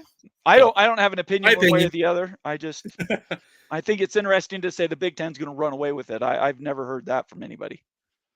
Yeah. Okay. Very fair. Like I said, they'll still be very close. This isn't like the Big Ten's going to shoot for the moon and the SEC's falling off. No, I'm just saying they're going to be even, very on par. And I think the Big Ten has more quality teams that can put a consistently good squad on the field. They'll just have more good teams. Well, I think that's easy to say because they have 2 more teams in the conference. Yeah, but I think And they'll they even have more. They just picked teams up that USC, Washington, and Oregon in realignment, right? I think they will have more teams capable of winning the playoff in the end. They will have more teams that on their good year can win it than the SEC. The SEC will still have 6 or 7 very good teams, but the Big Ten will have like 10. Okay. We'll find out. That's my opinion. Time will tell. Moen, you want to say anything to that? Yeah, I think the Big Ten will eventually catch the SEC, but until the Big Ten actually wins national championships, the SEC is king on the football field.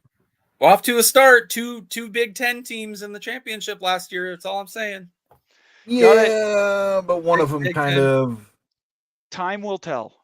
Yeah, Big Ten would have that's what I claimed was it had thinking. Washington won anyway. So My Probably. opinion is I think the Big Ten's better just because of the schools they picked up. And if they get Florida State and Clemson, it's checkmate. yeah, that's crazy. But if the one thing is, I don't think the SEC feels like they need to expand at all. Why add more people that could be dilutive when you can just go ahead and go to 24 teams? I don't think they care. Because you're in an expanded playoff where depth is good. Well, over time, we'll see. Yeah, that's definitely, you would think that would play out. Cleveland Rocks and another super chat, $5 says, Pickles, Hang On Sloopy 1965 song by the McCoys is big at Ohio State. Yep. Trivia, lead singer Rick Derringer went on to sing Rock and Roll Hoochie Coo. I know Hang On Sloopy. I know Hang On. You don't know Rock and Roll Hoochie Coo? That one I don't. I've got even more obscure trivia on that. Rick Derringer went on to write I Am a Real American for Hulk Hogan. Oh, I love that song. There you I'll go. donate That was $5 to the show if someone in chat besides Becky can tell me what Washington Band's signature song is. I know what it is, but you're not allowed to vote. It starts with a T. Okay, you're down to $2. Starts with a T. Okay. $2. Good job, Nate. What do you mean? That could be it could be anything. Let's see here. Matt Jackson says if the big goes to 24 and then Texas and A&M, Texas A&M wants to become a member 25, does the big expand yet again? If they don't have a school in Texas, they Yeah, absolutely they- do. Yeah, Yes. if they They'll pick up take Texas A&M. Yeah. There's a list of about 5 or 6 SEC schools. They take no questions asked, and it'd be like Texas A&M. I mean LSU, Bama, Georgia, yeah, but like Florida also. It's literally all the AAU schools that play really good football. There's actually only 6 or 7 AAUs in the SEC. Doug Gibbs says, if it's about brand, name a school after Coke in a town after Coke. Every kid knows about Louisville Slugger Bats. Ergo, name Louisville is hot on Utes charts. I don't think that was the calculation, Doc. As I recall the Louisville breakdown, the brand value has to go with what the public consciousness is for the school. And go ahead, Mullen. Yeah, I was going to say Miami is really big in Coke. So if we're going based on that, Miami would be the top brand. Yeah, I don't know. We'll find out. I think I do understand what you're saying here, Doc. I just think that the brand value part of it is kind of ephemeral. But it matters so much. Bob Thompson told us in Realignment that brand is like 1 or 2 in conditions for realignment schools. So Pickles.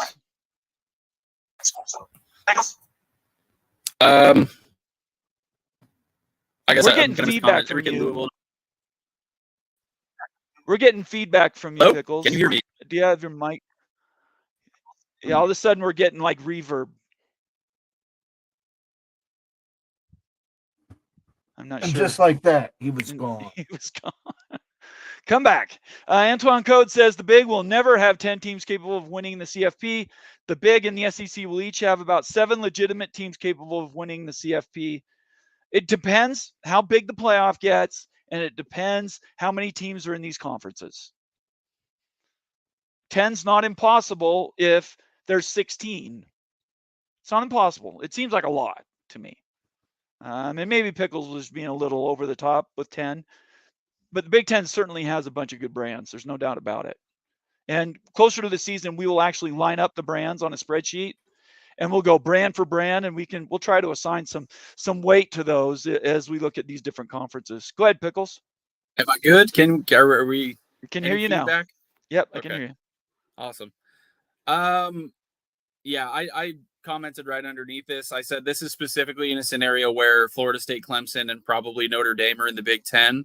You're talking about brands whose their team, they have boosters and NIL, they can recruit, those are all in a scenario where those 3 teams specifically have joined the Big Ten. If I'm not mistaken, that makes 10 teams in the Big Ten that have won a national championship. I'll have to look at that to make sure. Maybe Sky's done your work here for you. Ohio State, Michigan, Penn State, Nebraska, USC, Oregon, Washington, Florida State, Clemson, Miami, Notre Dame would be 10 teams. There's one team up there that hasn't won a national championship. Oregon doesn't count. But they're Nike, so yes, they're capable of winning a national championship. Yes. The fact that they haven't, I think, tells you that they're very glitzy up on the front end. They get all the talent, but the core of their organization is so nouveau riche that they haven't learned how to win. I don't wish anything negative upon him because he seems like a really nice and interesting guy, but I'm so curious to see what happens to that program when Phil Knight passes. Like, how does it, even if the money is still there? He created an endowment. He's going to set aside a bunch, but the perception will change because Phil Knight is Nike and Nike is Oregon. Like, you are what your perception is. So I'm curious to see if it changes at all. All right. Very good. One more comment and then we're going to get out of here. I appreciate everybody. If you have we have a couple minutes. If you want to make sure you get a comment out right now, make it a super chat. We'll stay on for a few more minutes. Otherwise, we're going to take this comment, do some final words, and then get out the door. The almighty Finn, again, had a loss in the family. Prayers for you and your family, Finn. Moen? I was just pointing to the heavens. Okay. Thank you for the therapy, fellas. We appreciate you, Finn. Anytime, anything we can do for you, you just ask. All right, guys. Wow, what an amazing night. Lots of activity, a lot of people contributing. We have new memberships, a lot of super chats. Let's sort of take this out with comments. So, a lot of news. We went through all the. Oh. Okay, that's right. There it is for everyone. I saw a couple guesses at Bow Down to Washington, but yes, if I would encourage anyone to come out, Sailgate, hang out in Seattle, but the Husky Band is known for playing tequila. And every high school band in the state plays it at their football and basketball I did games. when I was in high school also. All right, so big news week. We've gone over most of the big headlines. We might have missed one or two smaller things I don't really care about. Pickles, what's the last word as we go into this weekend? Last word. I hope everyone has a good weekend. It's touching 80 degrees, which is pretty toasty for us up here in the good old Northwest, especially if you're like me and doesn't have AC. But I think we're in an interesting spot. We're kind of in the off-season summer, but I really want to see. I saw a proposal, and this is what I'm going to go on my show on Monday, tease a little bit. There was a proposal to exclude the football scholarships and NIL calculations for Title IX, if that's even possible. And I really want to look into that because I think that it sounds bad, but I think it could actually save Olympic sports. So I really want to do a deep dive on that on Monday. I appreciate that. That's awesome. Moen. Yeah, I think we've just got to pay attention here. I know Greg has mentioned the June 12th date as possibility, or is it July 12th as a possibility for Clemson to actually file their paperwork with the ACC. So we'll just keep watching. Every day there's a new little dart on the dartboard in the ACC FSU Clemson bingo chat. So we'll see, but I wouldn't expect anything groundbreaking for a while. What's going on Sunday on Moen After Dark? Oh, we'll take some questions. We'll get some comments. Have some beer. That's it. That's at 8 Eastern on Sunday. 8 Eastern on Sunday. Same place, same channel. And tell us about Big West Mafia on Monday night, Pickles. Yep. Yeah, going to go into that Title IX discussion and more. Big West Mafia every Monday. It's 8 Eastern, 5 Pacific. And my fantastic co-host, Becky Go Huskies, hops on, and we're happy to have people. We famously say that we accept all super chats as long as they don't violate YouTube terms of service. But we just like to hang out and have a good time and get a little bit of different perspective from us forgotten folks out west here. It's a growing family. You guys are getting bigger every day. Yeah. A couple last comments that Moen just unflagged. Why'd you unflag those, Moen? Let's see. Almighty Finn, one last one from him. Thank you. And my uncle was a huge Notre Dame fan. Thank you very much, Finn. Do we have a Notre Dame sounder? I Please don't. Well, I better not hit that. Okay. All right. Your uncle was a big Notre Dame. All right. You need a really good Lou Holtz quote. Yeah. Oh boy, there's tons of those. You'd see the spit flying out of the monitor. The last comment's going to be from Doc Gibbs. He says, great show. Thanks to Bomber and Moen. I would like to also thank Pickles for joining us. It's been a great night. I hope everybody had fun. That's all we care about around here is having fun. Again, consider becoming a member so you can watch those member videos on the main page. And tune in on Sunday night to Moen After Dark. Other than that, everybody have a great weekend. If you've been drinking, do not drive. Georgia Tech and Syracuse as we go out the door. And everybody have a great night and safe weekend, okay? If you need anything, just poke us. We're here. We'll see you later. Bye-bye. Peace. Go Dogs.